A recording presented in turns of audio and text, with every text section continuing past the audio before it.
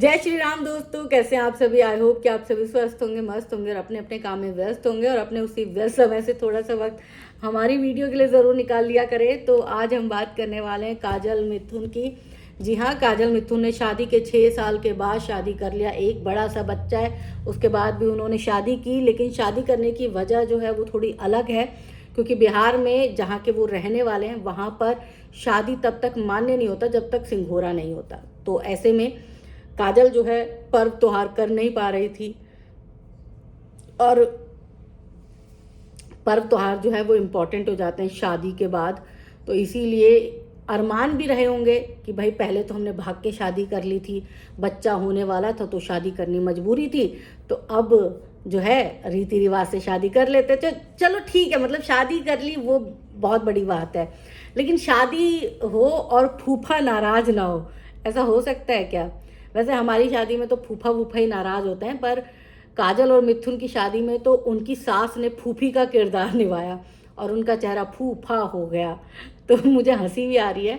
मतलब वो जिस तरह से उन्होंने कल वीडियो बनाया था ना, मैं यही सोच रही थी कि भाई आईब्रो नहीं बनी तो नाराज हो गई, दुल्हन ने नहीं पूछा तो नाराज हो गई। तो मतलब वो सच में वाकई में अपने आप को गेस्टी समझ के गई थी क्या? बेटी की माँ नहीं समझा था उन्होंने अपने आप को।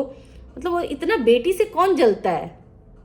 किसको इतनी जलन होती है बेटी से? बेटी तो अगर शादी हो रही हो तो भाई खुश होता है इंसान कि चलो ठीक है। और आंटी जी के पास तो मतलब कुछ खास देने लेने के लिए भी नहीं था, तो उनके लिए तो बहुत ही अच्छी बात थी कि बेटी ने भाग के शादी कर ली। तो वो तो गंगा स्नान करके आ गई होंगी कि चलो एक पनौती तो घटी, है ना। क्योंकि उनका जो चेहरा था और उनकी बातें जो थी ना, कल ऐसे ही लग रहा था कि चलो ठीक है, सिर दर्द गया भाई, है ना।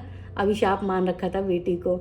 लेकिन देखो, बेटी अभिशाप हो सकती है पर बेटी के पैसे अभिशाप नहीं हो सकते। मुझे याद है जब इनकी बेटी की शादी और बेटियों की हो रही थी ना, तो आंटी जी पैसे मांगने के लिए आ जाती थी। तब आंटी जी को कोई दिक्कत नहीं थी, तब आंटी जी खुद से फ़ोन करके आती थी कि बेटा बेटी की शादी, ब्याह ब्याह बालबा, पैसा चाहिए कुछ कछु, जो भी है वट एवर।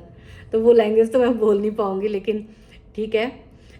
तो अब जो है शादी हो गई, ठीक ठाक हो गई। वीडियो वगैरह आप सबने देख लिया होगा, खूब इंजॉय किया होगा, है ना। बहुत सारे लोगों को इस बात पे भी आपत्ति है कि भाई बच्चा हो गया फिर शादी करे। यार जब पैसा होगा तभी तो बंदा शादी करेगा। एक झोपड़ी जैसे घर में बंदा रह रहा था, फिर उसके बाद जो है अब पैसे आए तो बंदे ने घर बनाया, और घर बनाने के बाद अब घर में गृह प्रवेश भी करना है, गठबंधन भी होगा पति पत्नी में। तो शादी जब तक नहीं होगी तब तक कैसे होगी? और वो पिछली शादी तो भूल जाओ ना, पिछली शादी तो इसलिए करनी पड़ गई क्योंकि बच्चा मतलब होने वाला था, प्रेग्नेंट हो गई थी लड़की, तो अब क्या ही कर सकते थे, तो भाग के शादी कर ली। तो चलो वो पीछे नहीं जाएंगे यार, जो हो गया सो हो गया। अब आगे जाएंगे। शादी वादी हो गई, धूम धड़ाका हो गया, सब कुछ हो गया, खूब सुंदर लग रही थी काजल। दूल्हे में मिथुन जो है वो थोड़ा सा अलग लग रहे थे, लेकिन काजल बहुत खूबसूरत लग रही थी।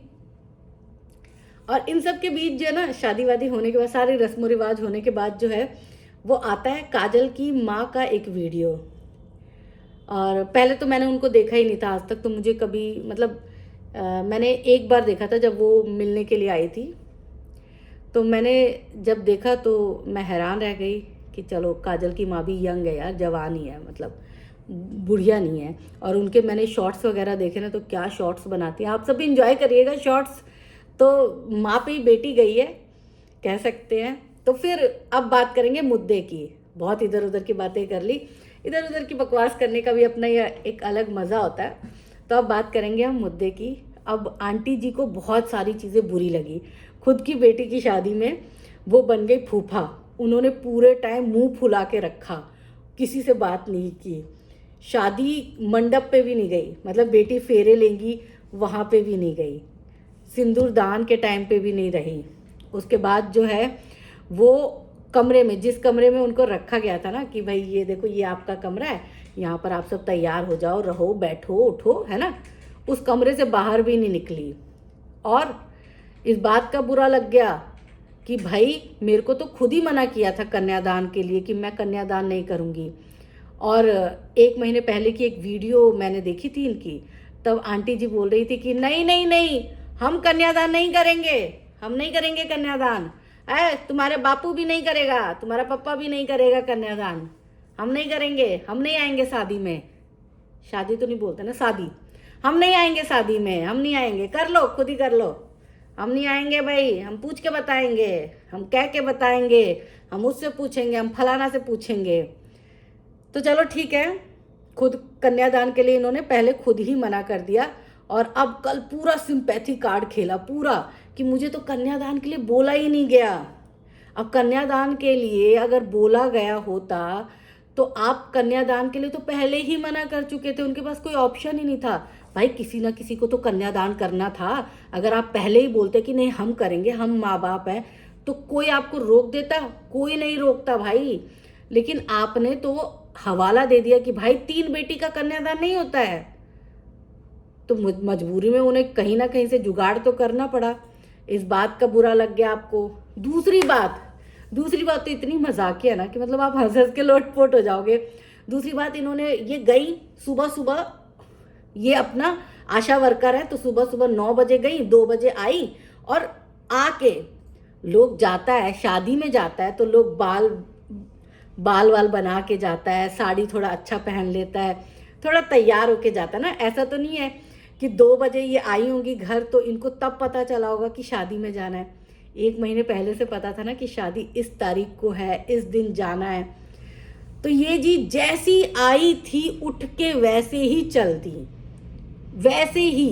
मतलब ना इन्होंने लाली लगाई, ना लिपस्टिक लगाई, ना बिंदी लगाई, ना बाल सही किए, ना साड़ी बदली, ना चप्पल बदला। जिस हालत में ये आई थी उसी हालत में मुंह उठा के चल दी।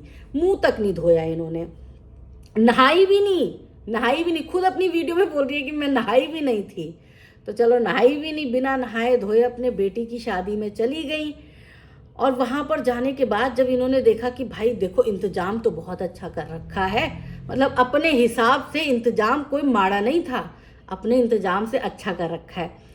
तो भाई वहाँ पे जाके सबको जाके देख के इनको लग रहा था कि अरे भाई हम तो डाउन हो गए, अरे अरे अरे हम तो कैसे लग रहे, बाल भी नहीं सही किए, कपड़े भी नहीं सही पहने। तो ये जिस कमरे में बैठी उस कमरे से बाहर ही नहीं निकली, क्योंकि इनको लग रहा था कि मैं तो सबसे बेकार लग रही हूँ, मैं तो सबसे वाहियात लग रही हूँ। यहाँ तो लड़के की माँ भी तैयार होके बैठी है, यहाँ तो लड़के की भाभी भी तैयार होके बैठी है, यहाँ तो लड़के की ननद भी तैयार होके बैठी है, और मेरे को देखो मैं कैसी लग रही हूँ। मैंने तो सोचा ही नहीं था, मुझे तो लग रहा था कि सब ऐसे ही बैठे होंगे और हो जाएगी शादी। तो उम्मीद थी नहीं आंटी जी को, तो आंटी जी जिस हाल में थी उस हाल में पहुंच गई थी। अब वहां जाके उनको याद आया कि अरे मेरी बेटी का मेकअप हो रहा है, तो लगे हाथ हम भी आईब्रो बनवा लेते हैं। अब उन्होंने बोला आईब्रो बनवा लेते हैं।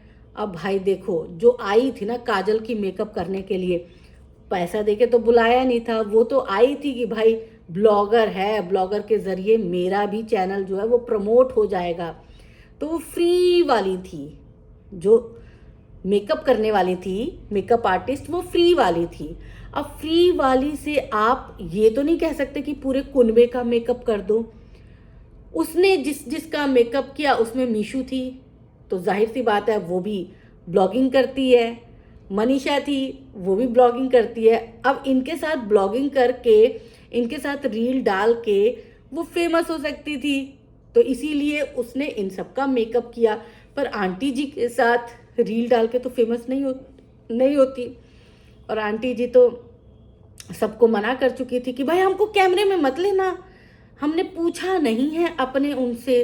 और ये शॉर्ट्स बनाती हैं भाई, मेरी तो आंखें यूं फटी की फटी रह गई कि आंटी जी, ये सारे शॉर्ट्स आंटी जी थी वो। मैं हैरान थी कि मतलब अपनी बेटी की शादी में सबको मना कर दिया कि भाई कोई हमारा वीडियो नहीं बनाएगा, कोई हमारा वीडियो नहीं बनाएगा। और खुद आंटी जी बहुत ही सेक्सी लगती हैं अपने शॉर्ट्स में, मतलब अच्छा बनाती हैं आंटी जी शॉर्ट्स। तो खैर, अब आंटी जी को इस बात का गुस्सा आ गया कि हमारा आईब्रो नहीं बना। अरे भाई आईब्रो तो बन जाता, लेकिन आप मेकअप आर्टिस्ट के पास चल के तो जाती। अब मेकअप आर्टिस्ट ने आपका कोई कर्जा तो खा नहीं रखा था कि आपको आपके पास जाती, आपके मान मनव्वल करती, आपको थोड़ा सा मनाती, फिर आपका आईब्रो बनाती। और दुल्हन के पास भाई टाइम नहीं होता। समझो वो दुल्हन जो एक बच्चे की माँ भी है, भाई उसको सारा काम खुद ही करना पड़ रहा था, सारी शॉपिंग इन बेचारों ने खुद की, सारी व्यवस्था इन बेचारों ने खुद की। अब उनसे उम्मीद कर रहे हो कि मेरी बेटी दामाद मेरे पैर पकड़ते रहें? आपको तो आगे से बढ़ बढ़ के करना चाहिए था कि ले बेटी मैं आ गई हूँ, अब मैं करूँगी, तू टेंशन मत ले, तू दुल्हन बनी है, तू आराम कर, तू इंजॉय कर अपना खास पल, तुझे टेंशन नहीं लेना। भाई ऐसी तो सौतेली माँ भी नहीं करती कि जाके और बैठ जाती है। सौतेली माँ खुश हो रही होती है कि चलो ठीक है अब जाएगी जाएगी जाएगी, बला टलेगी, ऐसा ही होता है ना। तो वो उस टाइम पे बहुत काम कर रही होती है। लेकिन ये तो मतलब काजल की माँ ने तो इंतहा हो गई, बहुत ज़्यादा मतलब फेंक दिया। और भाई सबसे हंसी की बात ये है कि जनता जो है ना, जनता भाई माँ उस आंटी जी को सही बता रहे हैं। सोचो आंटी जी के पक्ष में है, कह रहे हैं कि भाई आंटी जी बहुत अच्छा किया, भाई आंटी जी का अपमान हो गया, भाई ये ऐसी है वो ऐसी है, ये फेक है वो फेक है, ये अलाना है वो ढिमकाना है।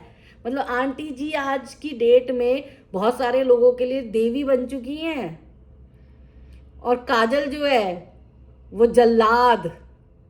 मतलब ऐसी बेटी भगवान किसी को ना दे।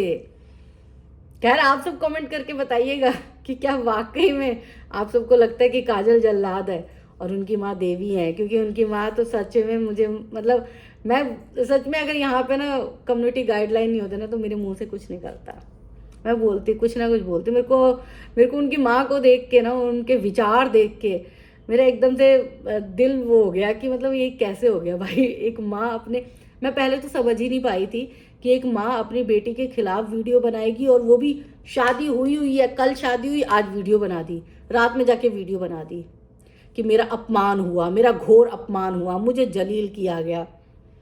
सोचो यार, मतलब हंसी भी नहीं, हंसी भी मतलब वो हो गई है मेरे को तो। खैर चलो छोड़ो यार, आप सब कमेंट करके बताओ आप सबको क्या लगता है।